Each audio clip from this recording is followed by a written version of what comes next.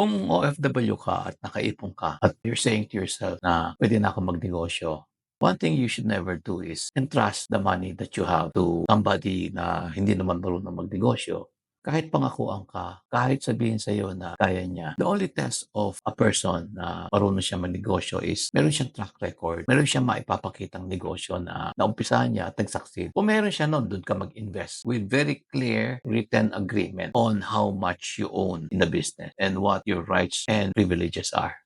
So don't ever entrust your money to anyone.